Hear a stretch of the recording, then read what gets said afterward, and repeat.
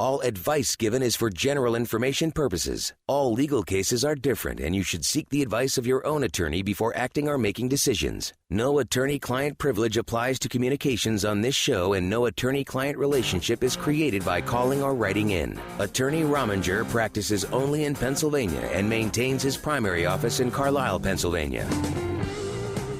Hey, good afternoon. Welcome back. Carl Rominger here, 540-0580. If you're just joining us, don't forget we're on from 1 to 3 every Saturday, so you can get in a little earlier if you want. If you're listening on the Internet, remember you can also use iHeartRadio as well. And you can go to romingerlaw.com to learn a little bit more about me. David, you're on the air. The talk line number is 540-0580. What's going on?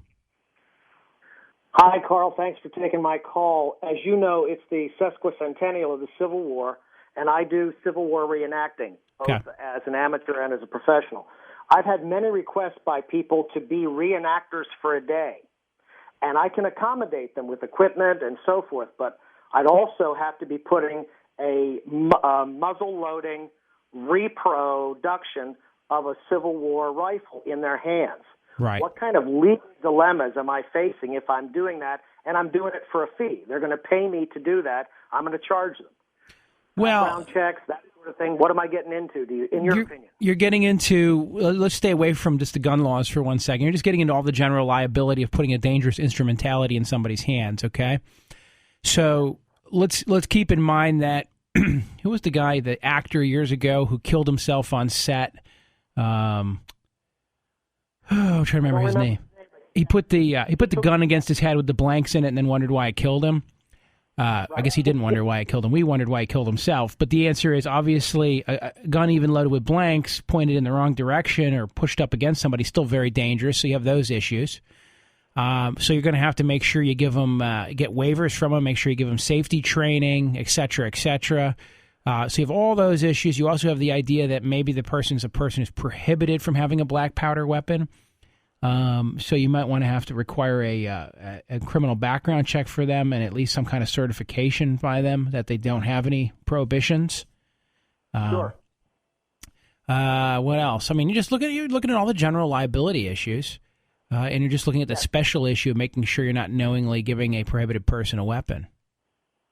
Okay. We can buy umbrella policies for liability as reenactors.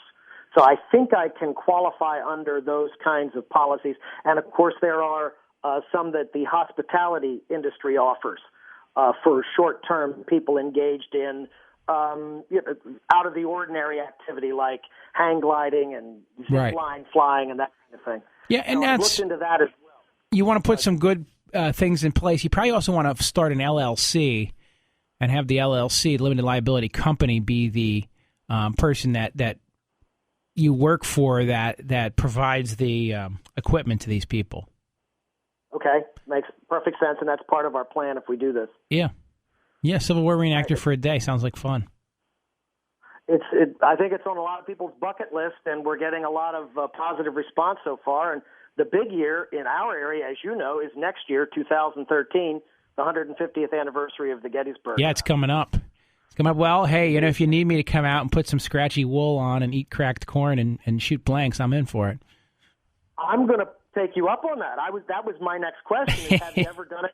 And would you do it? Sure, absolutely. Okay. All right, I'm located not far from you, Carl. Count on a call this week. We'll talk some more about it. All right, my friend. Thanks. Right, thank you for taking my call. All right. 540-0580. Let me tell you guys what happens. You get a Dutch oven and you crack some corn in it because, you know how to crack corn? Shane, yeah, you crack corn? He's from Perry County. They crack corn up there. They're corn crackers. It's not like popcorn. For those of you who've never had cracked corn, well, popcorn, it explodes and becomes a big fluffy thing. But cracked corn just sort of breaks open and becomes a little bit more edible. But eat about 2 Dutch ovens worth of cracked corn and you'll understand what I'm talking about. Tom, you're on the air. Hi, Carl. I have a rental property, and the security deposit I put in a savings account with my name and the tenant's name. And recently, the bank that we have it in got a legal judgment saying that that safety deposit cannot be. Anyway, there was a judgment against the tenant, and it says that this savings account is frozen. And what's my legal right? Let's say my tenant moves out and I need to spend $500 or something, to for damages. How can do I have the right to use that money? So there's a security deposit, and somebody put a judgment against the security deposit that you're holding. Yes. Yeah, you're going to want to go to the sheriff, I think, and boy, oh boy, this is interesting. Usually if it's your property, that's not your property, but it's being held to secure your property, right? Right. So whether you'd have to pay that security deposit out or not, I think would be an issue for a judge ultimately. And what you would want to do is make an argument that you want to retain it until you can cover any damages with it, because technically it's not all theirs. A portion of it's theirs is what happens when they move out that isn't needed by you. Right. But you also don't want to violate the sheriff's levy. So I would talk with the sheriff first, and if that doesn't work, then we'd file a petition with the court and say, hey, Judge, we just want a ruling on this that says we don't have to pay the security deposit over until the tenant moves out, and when the tenant moves out, we can deduct any reasonable bills first. Mm-hmm. Yeah. Okay. Well, if I go to a judge, I'd have to pay costs and everything like that. I know. That's the next step. I'd go talk to the sheriff and see what they say. Okay. I mean, they're in control. This is the sheriff's bailiwick, so to speak, literally. Oh, okay. And so the sheriff may say to you, here's how I would, and as long as the sheriff's happy with it, you're fine, right? If the sheriff says, yeah, pay any repairs you need out of it first, give me the rest, I think you can rely on him when he tells you that. Mm-hmm. Okay. Thanks for the advice. All right, my friend. Okay, bye. All right, bye. I think that's the best answer. I mean, Shane, doesn't sound rational to you, right? Yeah. No, it doesn't sound rational to you? No, Shane doesn't like my answer. Oh. All right. Well, no, I mean, I think the issue, Shane, is, frankly, the sheriff levies on the funds. Technically, you don't want to just sidestep the sheriff. You got to go through him. But if you don't like the sheriff's answer, I think the sheriff may want, or even say to you, well, let's get a judge to rule on this so we know.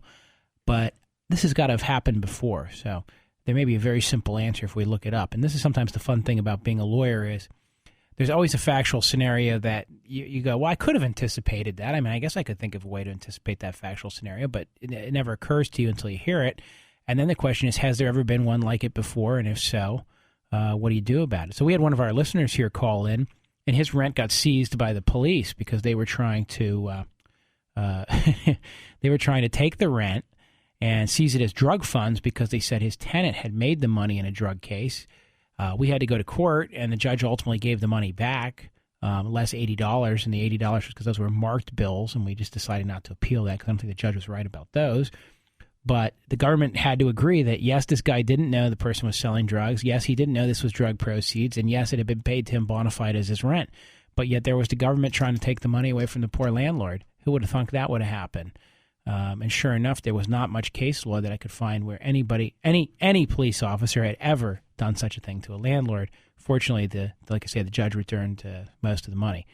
540-0580. When I get back from break, we'll keep talking.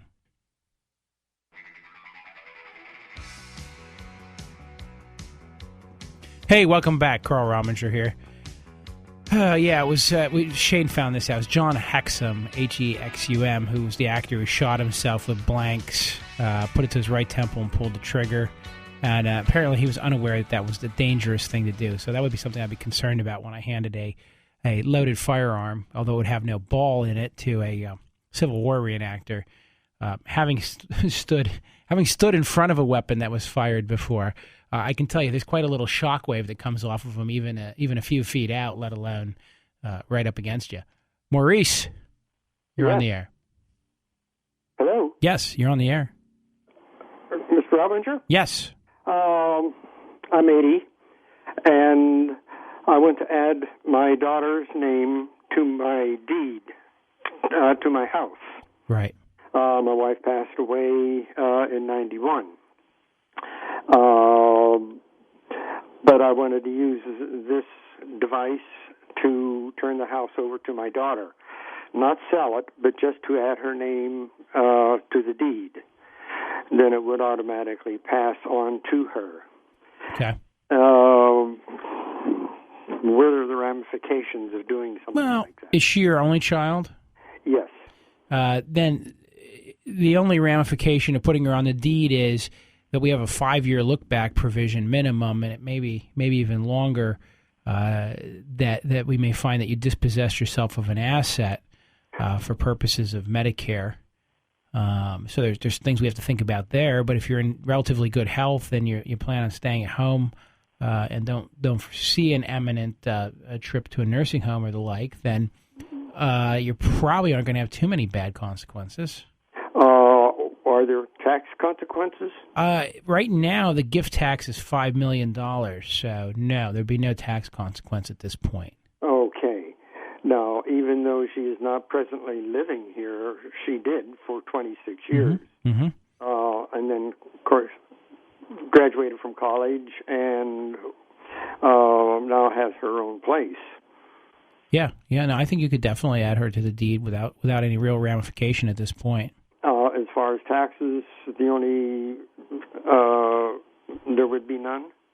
There should be no gift tax, and there should be no transfer tax because it's from father to daughter. So I think you're okay all around. Okay. Well, I guess that answers my question. All right. Yeah, and then it's just a question of getting the deed done. You know, any reputable lawyer can do that for you. Thank you very much, sir. All right, Maurice, take care. 540-0580. And, of course, one of these days I'm going to get my buddy from Keystone Elder Law on here so he can spend a little time talking with us. Shane's Turner, yeah. And have him go over a few things, give you guys some points and tips. It's really something, if you're over the age of 50, right, you really, really should be starting to plan out your succession plan for your business, for your personal assets with your children. And if you're over the age of 70 and you haven't done any of that yet, then you better do it tomorrow. Because increasingly the look-backs and the engineering has to be set up way in advance for it to be effective. And frankly, if a health crisis breaks out unexpectedly, it's quite possible that you will be unable to pass any wealth to the next generation whatsoever, which is a dangerous situation to be in if that was your goal. So I would encourage anybody who has a net worth of a few $100,000 or more and who's approaching the age of 50 or 60 to seriously sit down with a lawyer and an estate planner and get it all figured out. And if you're past that stage and haven't done it, then you really need to get your act together. 540-0580. Dave, you're on the air. Hey, Dave. Hey. What's going on, brother? You were talking about a felons owning a firearm, and you said something about a 2-year sentence. Yeah. I would like to have some clarification on that. Well, if the sentence carries them up to more than 2 years, so a misdemeanor of the first degree in Pennsylvania carries 5 years in jail. Although you may only get probation, it carries up to 5 years, and it's a disabling offense. Almost all New Jersey charges carry up to 3 years in jail, and they're all disabling offenses, even their minor misdemeanors. So my point being is, if you have a DUI, a second offense DUI, and you're above a 1.6, that's a 5-year statutory maximum, disables you from owning a firearm. Wow, that's a new one. All right. Yep. So. Okay. Well, my question is, I'm 50 years old. When I was 19, I was a stupid teenager, and I was with somebody, and we burglarized somebody's home. And supposedly that's listed as a felony. I had an 11.5 to 23 sentence. I did the 11.5 months. Right. And as far as I was told, because that was a burglary is charged as a felony, and I cannot own firearms. Right. If it's any felony, is going to disable you. A burglary is a felony for sure. Yes, absolutely. Well, let me put it this way: unless you pled to something else. No, it wasn't pled down. I mean, well, a couple charges were were dropped, but it was pled down to burglary, theft, and conspiracy. Right. So that's going to be a problem. Yeah. Yeah, you're probably 100% disabled. Now, what you can do is you can restore your Pennsylvania rights, and then you can hunt with black powder weapons. How do I have to restore my rights? You have to file a petition in the county where you reside and ask a judge to restore your firearms rights. It won't lift your federal firearms ban, but it'll restore your state rights, which will allow you to use black powder weapons. Well, that's what I've been using, and I didn't know I had to do that. Yeah, technically, if you're disabled under Pennsylvania law, then a black powder weapon is not eligible. So you got to be careful about that one. So I'm not even legal to go hunting with that. I would say not, based on what you've told me. Wow. Does that ever run out in your lifetime? I mean, it's 31 years ago, and I think you're entitled to an automatic expungement when you get into your 70s. 70s? Yeah. Wow. Yep. But I would strongly advise you to consider getting with a lawyer and getting it restored so you can be clean, okay? That'd be good. Dave, historically, just to give you an idea, it costs around $1,000. Wow. Okay. All right. Can I ask you one more question? Yep. All right. My ex-wife sold the house. I was paying support on 3 kids. I'm down to 1 now. She sold the house and moved, and she won't tell me where the kids are or where she is. And, of course, 2 of them are grown up of age and everything, and I still can't find out where they are. Do I have any rights to know where my kids are? I mean, yeah, you can assert custody rights. Absolutely, you could take her to custody court. Yeah, it was shared custody upon her approval for me to see them. Right. But if she said no, and it was no, and right. No, yeah, but you could, yeah, you definitely would have the absolute right to find that out through the custody courts. All righty. All right, my friend. All right, I thank you for your answers. All right, good luck. I love your show, man. I like listening to you. Hey, thank you very much. Yeah, man. 540-0580. TJ, what's going on? Good afternoon. 2 things I'm calling about. The first, you were talking about that former movie star actor who shot himself. Yes. On set. You know what? You were right about that, about, how a blank can do as much damage if you, point it too close to the forehead, because there was one of those type deaths was shown on a recent episode of 1,000 Ways to Die on the Spike Channel, where a angry former military man who's a father, was, kidding around with his daughter and her boyfriend, and he shot at him with a blank, and, she thought he was dead, but he wasn't. Then he said, "Look, it's a blank," put the gun to his head, pulled the trigger, and he offed himself right there. Kind of funny. I mean, the stupid things people do, and they wonder why they end up dead and all. I mean, if you ever seen that show. I have seen that show, yeah. I just had to tell you about that because I heard you talking about that. It's like, I wonder if you saw that episode. I haven't seen that episode, but I have seen that show, yeah. Like I say, that guy, he was a military guy, and he just put the gun to his own temple and said, "Look, it's a blank, won't hurt me." And then, whoop, he was gone. Right. Oh, and then I just wanted to give you an update and all, since you never did call me back and all, and I did seek legal advice from another attorney locally and all, plus, a good friend of mine had a similar problem, like me and all, and he told me about, basically the bottom line is this, suing would not be worth it here, former employer, because, if the time it would take out of me, not just to mention the toll on health and financial resources and everything. Right. I mean, a friend of mine who went through that similar problem, he lived in Massachusetts, another, quote, at-will state as well, mind you. This was a couple of years ago, and he told me about it. He moved back here to PA since, but he told me he sued his former employer and all for, similar problems I went through as well that he had, and he, like I said, he got vindicated, got a settlement, but the year and a half, it took a toll on his health, took time away from his wife and daughter, and he just said overall, there's a huge price to pay and all when you're seeking, a lawsuit and all. I mean, in your experience, you probably could tell me that as a fact. Yeah, I would agree with that. They're offering me a little bit of a severance and all. I mean, I don't think I feel like it's a way to shut me up, but I thought, you know what, I better take it just in case. All right, brother. So thanks for the update. I want to let you know the update on that, and that's all. TJ Murray here saying, have a good day. Keep up the great work there, all right, Mr. TJ. Rominger. Thanks. 540-0580.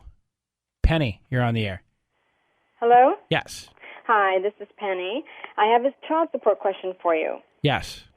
17-year-old boy is still in high school, and the girl is almost 20. What is the obligation? How do they do child support, and what rights does the boy have? Okay, let's back Very this tough up. Situation. Let me back this up. I'm not sure I'm following the factual scenario. So who's paying the child support? Well, nobody yet. I have a 17-year-old son in 11th grade. Okay. And this girl's almost 20, and she just had a baby. Okay. That's his baby. And they are not together anymore. And I don't know what are... You, as the grandparent, become responsible for his child support obligation. Okay. Until he reaches the age of majority and is emancipated.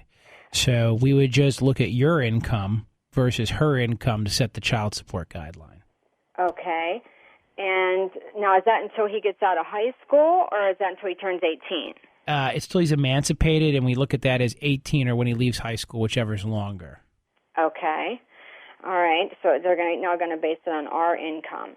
And does he have any rights at all, like custody or visitation, or my son, any rights at all? Do we have any rights at all? He does, yes. And you technically can stand in his place. I don't know if you have a grandparent's visitation right squarely, but because he's not at the age of majority yet, you do have standing to make an argument for you to get custody. Okay, or at least some visitation. Yeah. Okay. And do we need to seek an attorney for this, or can this be done strictly through, like, I'm assuming she's probably going to go to domestics or something. I would strongly urge you to go with an attorney. And get the custody thing wrapped up, assuming that she's going to go to domestics. May also help to be represented at domestics. I don't know what you do for a living, but there may be some arguments there to minimize your exposure. Okay. All right? All right. Any other advice for this situation? Yeah. Abstinence, but that's too late. A little too late. You can only drill it in their head so much. Right. How old's the kid now? 17. How old's the baby? She is 6 weeks old. Oh, yeah. Well, congratulations on being a grandmother. Thanks. All right, I got to go to break. Take care. Right, Bye. bye.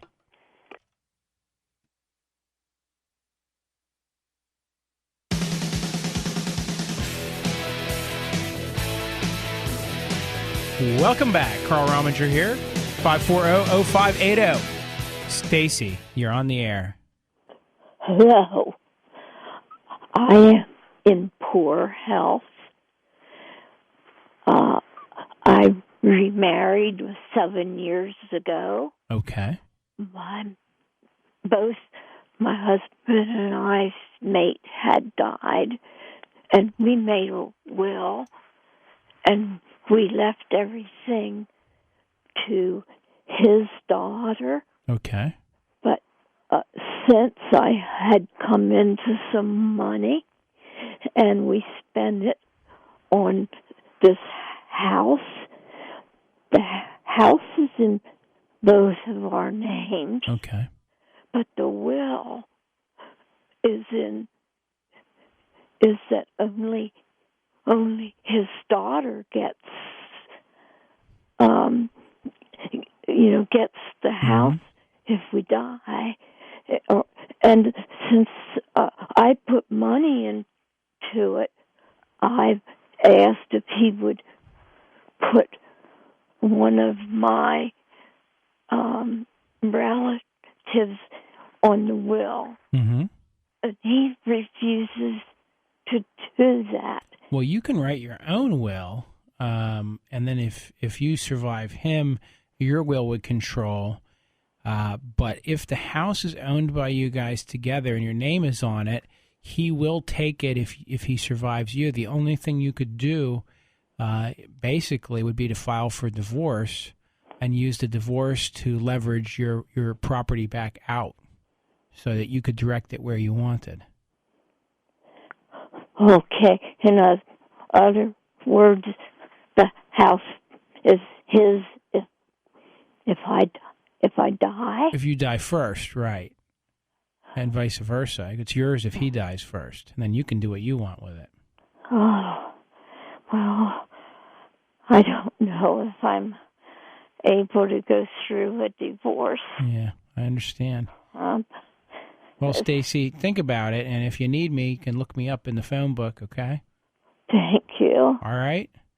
Thank you. All right, take care. Goodbye. The problem there, guys, is when you get yourself in a position like Stacy was in, there's not much that she can do to undo the.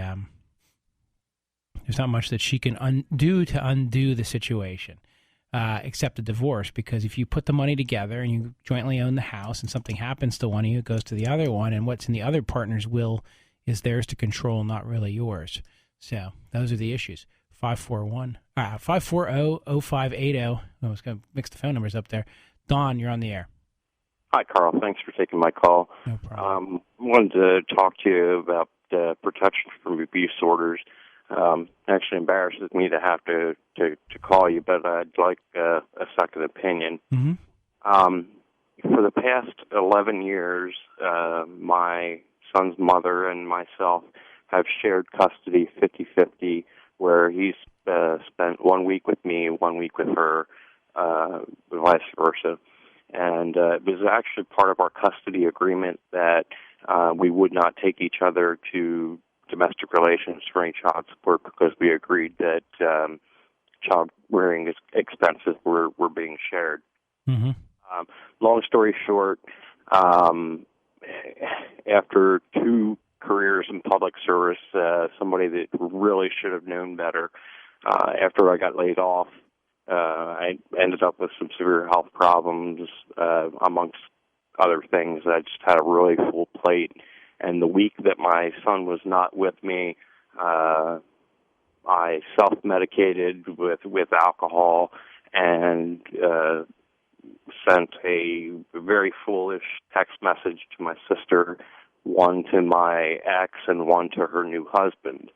I don't, it was a complete, lack of judgment and poor decision. In any case, she's filed for PFA. Since I'm laid off, I have a public defender, and basically what he's telling me is my chances for regaining or retaining my custody are about nil because of the low standard set for proving that somebody was in fear, right, for themselves. Now, his advice, well, not really his advice, but he finally called me. Our hearing is in Lancaster on Wednesday.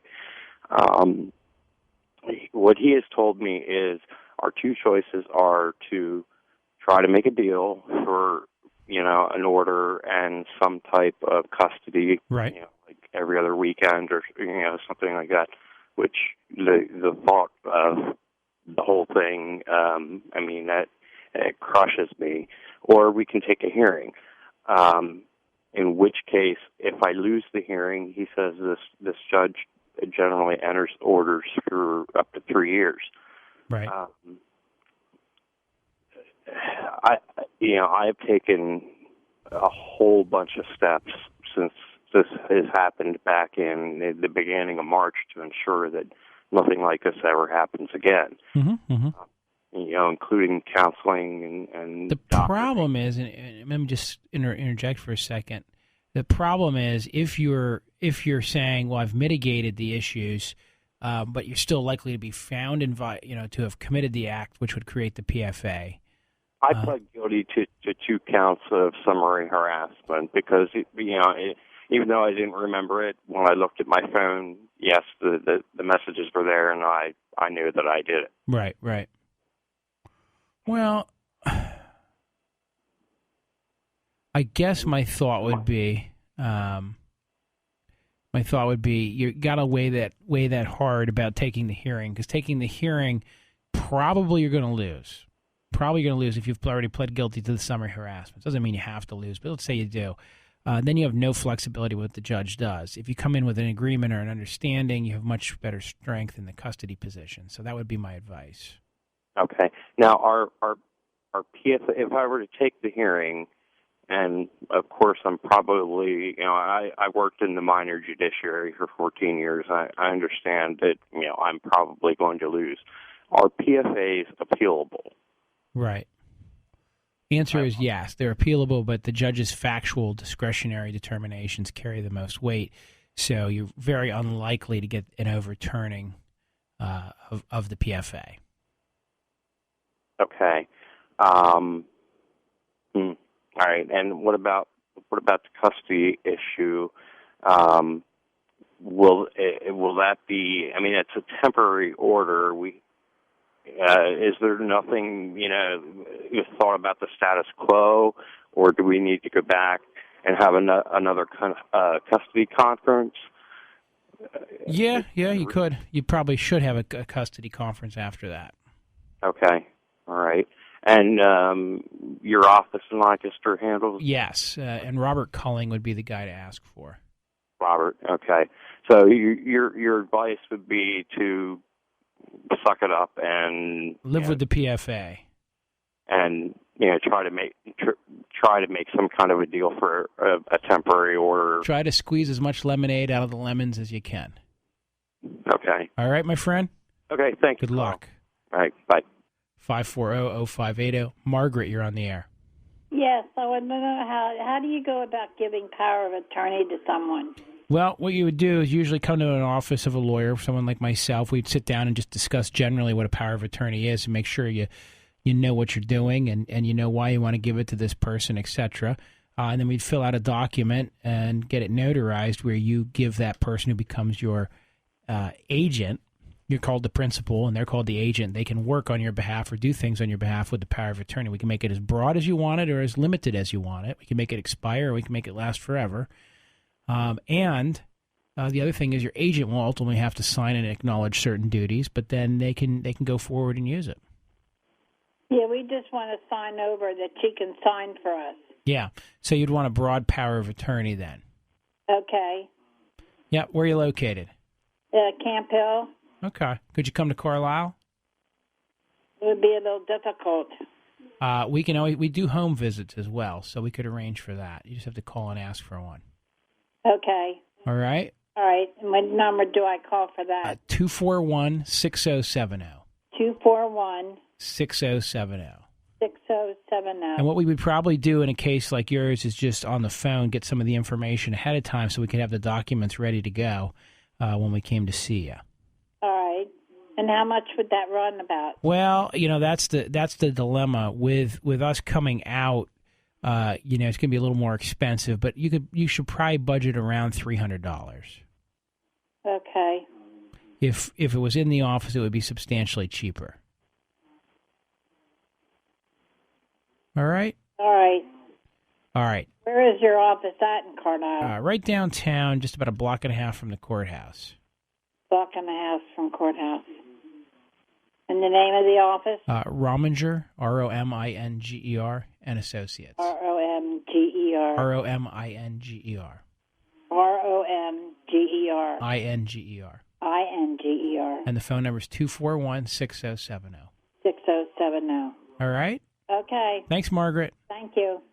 540-0580. I got to go to break, and I'll talk to you guys when I get back.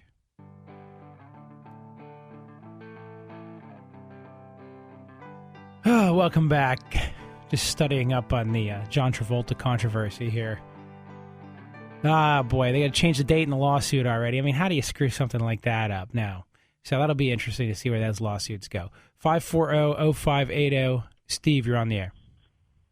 Hey, Steve. Hello, how you doing? Good. Here's my question, and I think I know the answer, but I'm not sure. Simply because somebody has a power of attorney doesn't mean that you have to accept it, does it? Yeah, that's true. I mean, you're free to do business with anybody you want or not do business with anybody you want, right? So now, if you have a contractual obligation to the person and their agent shows up, that might become an issue. All right, let me explain to you what's going on. I bought a house under an agreement of sale, and there are two brothers that I make payment to each month. Mm-hmm. One of the brothers is in prison, and the girlfriend of the brother that's in prison wants me to give the check to her, or write the check to her, which I refuse to do. I said, I'm not going to acknowledge your power of attorney. I will write my check payable to him. If he wants to sign it over to you or whatever he wants to do, he can do that. Now, maybe I'm wrong. Maybe I should have done that. But I'm just not comfortable, especially when they're not even married. And I mean, I don't know. Does the does the contract, the sales of agreement, say what you're supposed to do with the check? It's supposed to be a check written to each brother. Mm-hmm. Which is what I do. Right, and my mind on that would be until the contract's altered, then you can follow the contract. And the contract can probably only be altered with both of you agreeing in writing, right? Right. So as long as the contract's clear on where payment's made, then you just continue to honor the contract would be your safest position. Right. I just don't want to get in trouble over it because, I mean, just because somebody has a power of attorney, I just don't feel comfortable. Do you follow what I'm saying now? Oh, yeah. The contract controls. Even the principal himself can't change the contract if the contract is clear and doesn't allow him to change it. Now, some contracts say you shall pay the bill to this address until I give you notice that it changes, or to this person until I give you notice it changes. That's fine. Then they can change it, and they can probably change it through a power of attorney. But if it says you shall write the check on the first of the month payable to Bill and Bob, until there's a new writing that changes that, you just pay it to Bill and Bob, and you're meeting your contractual obligations, the other guy's power of attorney notwithstanding. You got me? Now, one other quick question about it. One other thing about worried about accepting a power of attorney, I've been told that a person can cancel a power of attorney at any moment, at any time. That's correct. Proper paperwork in the courthouse. I don't know if they have to file it in the courthouse, but they need to at least serve it on the agent. However, if you have a bona fide original power of attorney in front of you, you can, as long as you have no reason to believe that it was revoked, okay? Not just because it can be, but no reason to believe it's revoked, then you're okay to rely on it. So even if it's revoked, I'm okay? Well, but you'd have to, unless you knew it was revoked or had reason to know it's revoked. Mm-hmm. All right? It's still sticky. Okay. All right, brother. Thank you. Jennifer, you're on the air. Hi, Mr. Ominger? Yes. Hi. I bought a used car about 6 or 7 weeks ago, and since then the car has been in the shop 4 times. And this last week when I brought it in, I believe it was on Wednesday, they called me back to basically tell me that they were going to repossess the car because the GPS tracking system was missing from the car, and they were blaming me for the GPS tracking system. They had accused me of stealing the GPS tracking system from the car. Okay. Do we know anything about the GPS tracking system? I would have no way of knowing where it is in the car or how to take it out of the car. Gotcha. And they furthermore, I had the first time that the car broke down, had it towed because they refused to pay for the towing fees. And they furthermore accused the towing service of dismantling and removing the GPS tracking system from the vehicle, and asked me to call the tow truck service and ask the tow truck service if they had indeed removed the GPS tracking system, which I did on their behalf, and the tow truck service said they would have no reason to do that. And this is the car dealership that has the GPS tracking system in it? Yes, they have it based on the fact that if I don't meet my payments on time, they can repossess the car. Right. So I did make a police report out saying that the GPS had been stolen out of the vehicle, and the manager's upset because I was upset on that day that he said he was going to repo the car, and I called him a nasty name, and he said that's and I'm taking the car. But you have a contract. What's your contract with them say? My contract with them, I have all of my paperwork and everything is in the car, so I can't get to it. But it does say in the contract that if the GPS is dismantled or taken out of the vehicle, that they can repossess the vehicle. Interesting, but you didn't take it out, and you don't know who did. Right, correct. I don't know the answer to that. That's sort of an outside agency, maybe not expected by the contract, but we'd have to take a look at the exact language. Okay. And did they repossess the car now? Well, the manager of the facility was supposed to call me back yesterday. When I called there at 11 o'clock yesterday, I was told that he would call me sometime between 11 and their closing time at 7 p.m. yesterday to let me know his final decision on the car. at which time he did not. And I called there this morning at shortly after 10 when they opened and said, look, he still hasn't called me with regards to the car. I would like to know what's going on because my payment's due, and I don't want the car to finally be repossessed because my payment is past due. Should I make my payment or not? And is he, in fact, going to call me today? And they said he doesn't work on weekends, but don't make your payment. Right. Huh. Well, I don't know what the answer is to your dilemma. I guess we have to look at the contract, but I'm sure they didn't mean if some third party stole it, but it seems awful odd that some third party would have stolen it, doesn't it? It does seem very odd to me, and it seems very odd to me that this vehicle has been in 4 times for service since I bought it 6 weeks ago. And they've had access to remove it then? They've had access to remove it. And when the police called them, the girl that I'm not sure if she's the office manager or what. We're out of time. Okay. We're out of time. I'm sorry.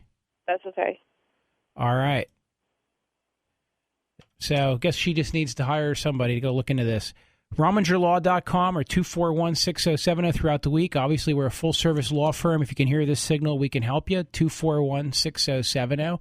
And I'll be here next week answering your legal questions. Carl Rominger signing out.